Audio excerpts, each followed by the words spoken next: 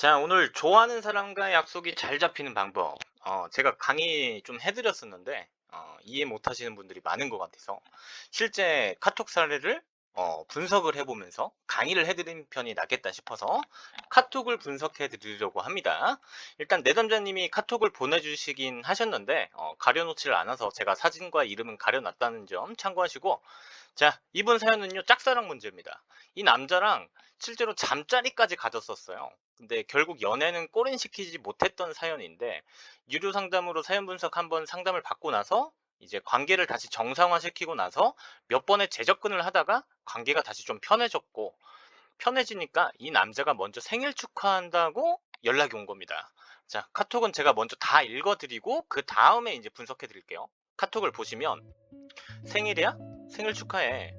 고마워. 뭐하고 있어? 보고 싶다. 그랬어? 넌 뭐하고 지냈는데? 그냥 요새 취업 준비 중이지. 오빠는? 아, 그래? 난 요즘 한가해. 아, 그래? 보고 싶다. 다음 주에 뭐해? 나 별거 없어.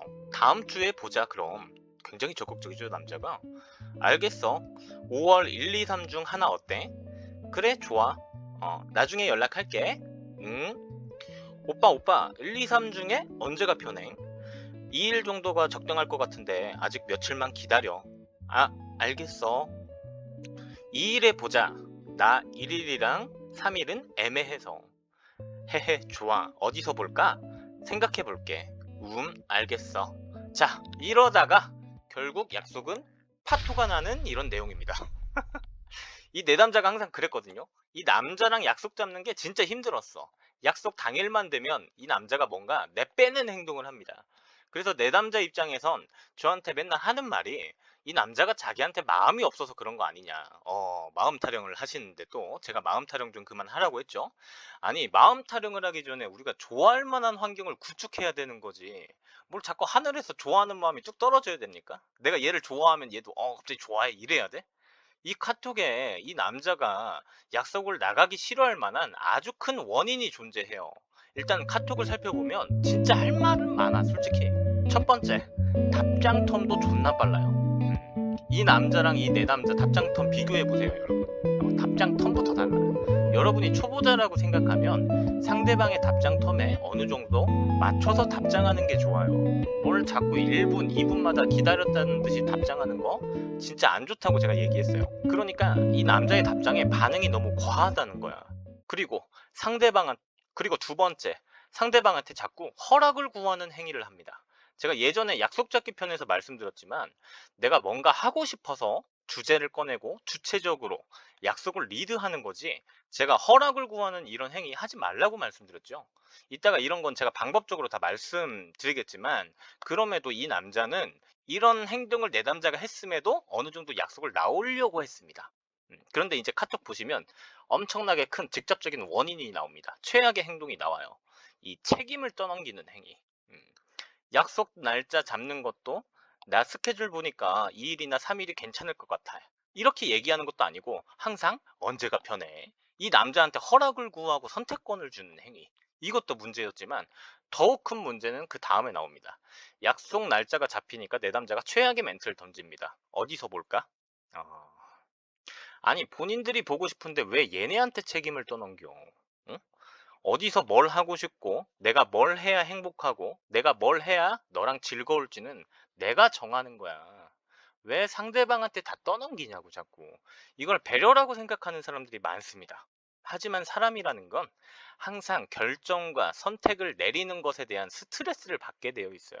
왜 보고 싶은 티는 본인이 다 내놓고선 자꾸 허락을 구하고 상대방에게 책임을 떠넘기는 행동을 합니까? 이게 이 내담자가 바뀌지를 않아요. 이 남자는 내가 이걸 왜 정해야 하지? 라는 생각을 했을 것 같아요. 실제로 카톡도 보면 여기서부터 답장이 존나 느려집니다. 봐봐. 막상 보고 싶었는데 내가 뭘 또 정하고 내가 뭘 자꾸 해야 되는 거에, 이 남자가 굳이 그럴 거면 얘를 봐야 되나? 말아야 되나? 이런 이해관계에 문제가 생긴 거야. 그래서 답장이 느려진 겁니다. 여러분 당장 친구들하고 이런 식으로 약속 잡아보세요. 야, 오늘 보자고 해놓고 상대방이 오늘 몇 시? 이렇게 물어보면, 언제가 편해? 어디 갈래? 이렇게 해보세요. 약속 존나게 안 잡힐 겁니다. 친구들도 그런 식으로는 잘 안 잡혀. 근데 짝사랑하는 상대방한테는 오죽하겠습니까? 이게 진짜 별거 아닌 것 같아도 아주 치명적인 매력의 문제예요. 왜냐면 매력이라는 건 그 사람의 색깔을 뜻하는 거거든요. 그 사람만의 색채. 근데 색채가 없어. 맨날 상대방한테 왔다 갔다 허락이나 구하고 구걸하고 책임 떠넘기고 색깔이 없다니까? 그냥 쫓아다니는 사람이에요. 음. 상대방이 하자는 대로 하는 사람. 우리가 약속이라는 건 약속이 잘 잡힐 때는요, 서로 어떤 주제에 대해서 이야기를 끌어와서 흥미가 있을 때 잡히는 경우가 대다수예요. 예를 들어서 친구들과 여행을 간다고 해도 단톡방에 여행 갈 사람이라고 해보세요.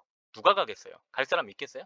안 가. 심지어 나 가고 싶어 라는 답장이 왔다 쳐보자고. 그러면 거기다가 답장해보세요. 우리 어디로 갈까? 이렇게 해보세요. 약속 거진 파토나. 음? 그냥 평범한 인간관계도 이해관계라는 게 그렇다고요. 여러분도 이제 일상생활에서 많이 느끼신 게 있겠지만 뭔가 내가 의욕적으로 원할 때 뭔가 흥미롭게 서로 그 주제에 대화를 하다가 약속을 잡히는 경우가 대다수지, 아무 목적 없이 어디 가자는 소리도 없이 상대방한테 다 떠넘겨 버리시면 이거는 배려가 아니라 책임 전가입니다. 약속이라는 건 보통 예를 든다면 여러분이 막걸리를 먹고 싶어. 그러면 그에 대한 주제로 끌어오는 게 좋은 거야. 아, 요즘 장마철이다 라는 주제를 빌미로 시작해서 상대방이 그러게 장마철이네 라는 답장을 보냈다면 이게 뭐예요? 내 대화의 주제에 상대방이 들어온 거잖아. 그렇죠? 그렇다면 야, 요즘 비가 내리니까 오랜만에 막걸리 땡기지 않아? 상대방이 아, 막걸리? 야, 네가 괜히 그런 얘기하니까 나도 땡긴다. 이런 얘기를 하면 게임 끝인 거고, 상대방이 만약에 막걸리? 진짜 오랜만이긴 한데 내가 막걸리 찐따거든. 약간 이렇게 얘기할 수도 있잖아. 그러면 아, 그래? 야, 나도 찐따인데 그래도 장마철이니까 약간 땡기지 않아? 야, 근데 너 취할 때 뭐 무슨 습관 같은 거 있어? 이런 식으로 대화를 그대로 유도해도 되는 거야. 그럼 상대방이 아, 나 취할 때 어쩌고 저쩌고 이러면 아, 나도 그런 편이긴 한데 우리 둘 다 막걸리 찐따니까 야, 그럼 말 나온 김에 파전에 소소하게 언제 한번 막걸리 어때? 장마철 끝나면은 야, 막걸리 맛도 없다. 내가 아는 가게가 있는데 여기 기가 막힌다. 그러니까 내가 뭔가 훨씬 더 의욕적이고 하고 싶어야 된단 말이야. 그래야 상대방도 아, 해볼까? 아, 가면 좀 재밌을 것 같기도? 라는 생각을 하기도 하고, 여러분을 만났을 때 여러분과 무엇을 할지에 대한 기대감도 생길 수 있고, 무엇을 할지에 대해서 내가 생각을 할 수 있단 말이야. 근데 하도 수동적으로 항상 넌 뭐가 좋아, 뭐 하는 게 좋아 이렇게 살아온 사람들은요, 이걸 존나 못합니다. 진짜 심각하게 못해요. 여러분, 친구들과 관계에서도 친구들과 뭐 점심을 먹거나 저녁을 먹을 때, 술을 먹을 때 아, 뭐 어디 어디가 맛있더라, 어디 어디가 좋더라 얘기하면서 즉흥적으로 다음 약속이 잡힐 때가 많은 거야. 약속은 그렇게 잡는 게 제일 효과가 좋거든요. 뭔가 하고 싶게 만들어야 되는 거야. 그러려면 내가 훨씬 더 의욕이 있어야 되는 거고. 그러니까 이 사연을 보면 뭔가를 내가 하고 싶은 걸 이끌고 리드하고 제안하기보다는 자꾸 허락을 구하려고 하고 구걸하고 자기가 더 보고 싶어 하면서 상대방한테 책임을 떠넘겨 버립니다. 이거 이 정도면 괜찮겠지 하고 아니야. 역으로 한번 본인들이 당해봐야 돼. 응? 뭔가 보고 싶었다가도 갑자기 흥미가 확 식어버리는 그 기분을 느껴봐야 돼. 실제로 경험해보신 분들도 많을 거라 생각해. 지들이 보고 싶다고 해놓고 어디 가고 싶어요? 뭐 먹을래요? 상대방이 이지랄 떨었을 때 여러분 생각해봐요. 나가고 싶었는지.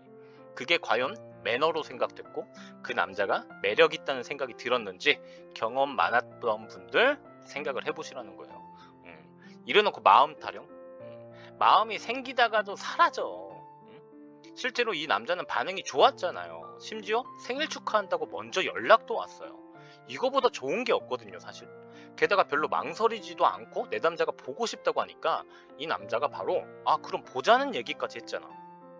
그럼 이 남자도 잘해볼 생각이 있었다는 거예요. 보고 싶었다는 거야. 뭐 본인을 가지고 놀라고 나가겠어요? 이 남자가 미쳤습니까? 따뜻한 밥 먹고 본인 가지고 놀아서 뭐하게요. 참 진짜 당황스럽습니다. 이 남자 반응 진짜 좋습니다.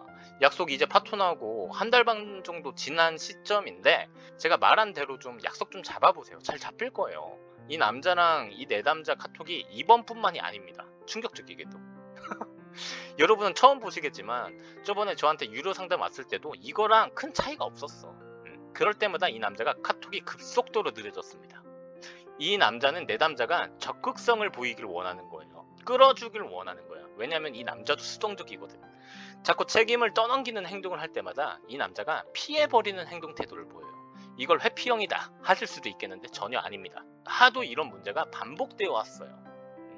아니 최소한 만나고 싶으면 주제라도 정해 제발. 어디 가고 싶다고만 얘기를 해 내담자님은. 제가 아까 가르쳐드린 방법대로 할 필요도 없어 내담자님은 사실.